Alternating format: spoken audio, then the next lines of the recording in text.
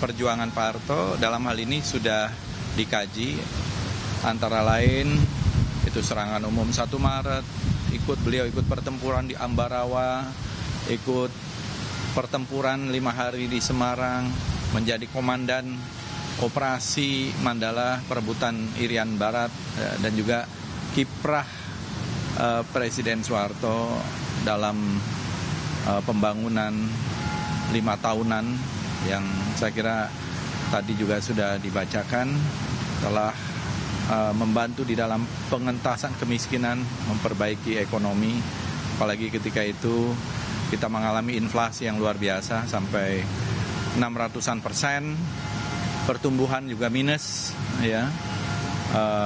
Jadi banyak sekali, termasuk pendirian sekolah-sekolah yang luar biasa, dan juga pada waktu itu menghentikan pemberontakan yang dilakukan melalui gerakan 30 September PKI. Ya.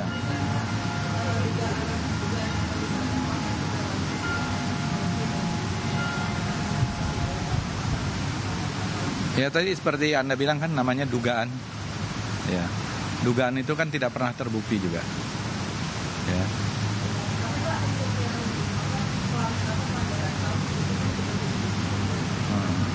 Kan tidak ada juga. Tidak ada juga. Maksudnya tidak ada, itu kan cuman yang terkait dengan kasus-kasus itu kan pasti sudah ada proses hukumnya. Misalnya apa yang dituduhkan, semua ada proses hukumnya. Dan proses hukum itu sudah tuntas. Dan itu tidak terkait dengan Presiden Soeharto. Nah, Anda mau nanya yang mana kasusnya? Iya, misalnya yang mana? Kasus apa? Yang mana? Pelanggaran HM yang mana? Apa misalnya? 98 apa?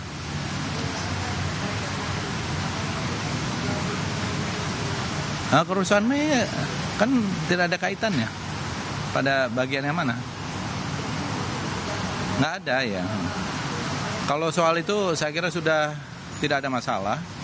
Sebagaimana itu dari bawah tadi, udah melalui suatu proses. Tidak ada masalah hukum, tidak ada masalah hal-hal yang lain.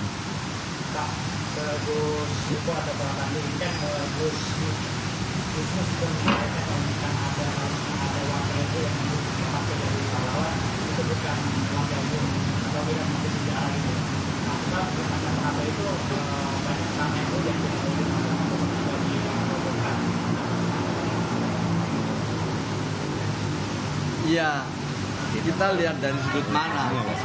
Ini dulu Pak Fadli, ya. nanti saya Pak. Kalau saya lihat kehadiran dari Ibu Sinta Nuria. Ibu Sinta Nuria kan istri Presiden Gus Dur. Ada Ibu Yeni, ada cucu-cucunya. Itu menandakan, dan tadi juga beliau menyampaikan sangat senang dan sangat apresiatif. Jadi saya kira itu sudah cukup menjelaskan. Kalau saya. Ya udah cukup. Oke.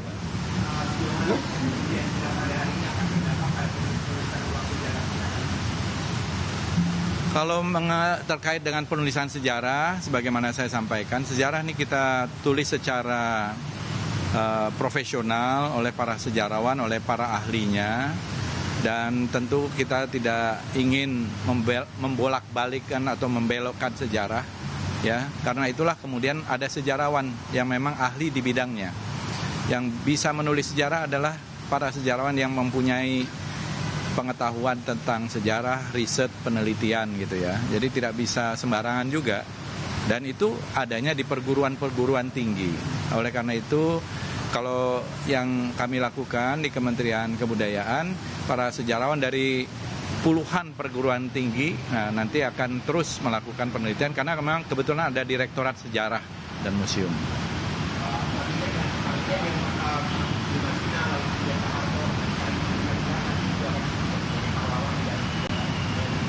Ya tentu, mungkin kita sedang menyusun juga buku tentang para pahlawan dengan biografinya sendiri. Yang tadi kita sudah kerjasama dengan Kementerian Sosial. Semua hasil penelitian dari tokoh-tokoh pahlawan itu kalau ditumpuk itu segini-segini nih. Penelitian dari tokoh-tokoh ini, jadi tidak sembarangan gitu. Jadi bukan hanya paper, ya misalnya seperti Ronda Haim Saragih itu. Napoleon van der Batax gitu. Itu penelitiannya panjang. Bukan hanya sekedar nama, tapi penelitiannya panjang. Bahannya itu bertumpuk-tumpuk. Nah, ini coba nanti kita akan membuat buku khusus tentang para pahlawan yang telah diberikan dari masa presiden ke presiden, dari zaman Bung Karno sampai sekarang zaman Pak Presiden Prabowo.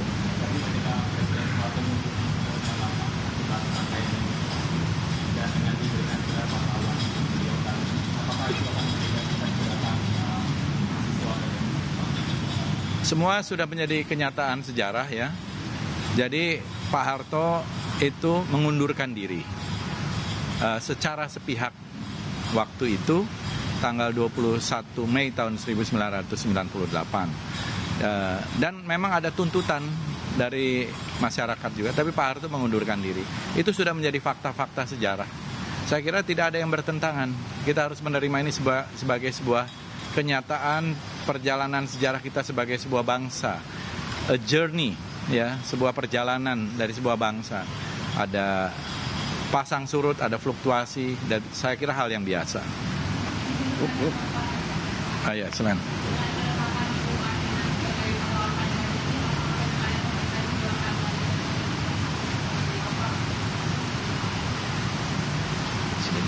Ya, saya kira nggak ada hubungannya juga ya. Jadi hari ini memang tadi sebagaimana sudah disampaikan bahwa kita melihat jasa-jasa dari para tokoh-tokoh, terutama juga para pendahulu-pendahulu kita. Marilah sekali lagi kita belajar untuk melihat yang baik, melihat jasa-jasanya, bahwa masing-masing memiliki kekurangan sudah pasti. Tapi mari kita bersama-sama melihat ke depan ya.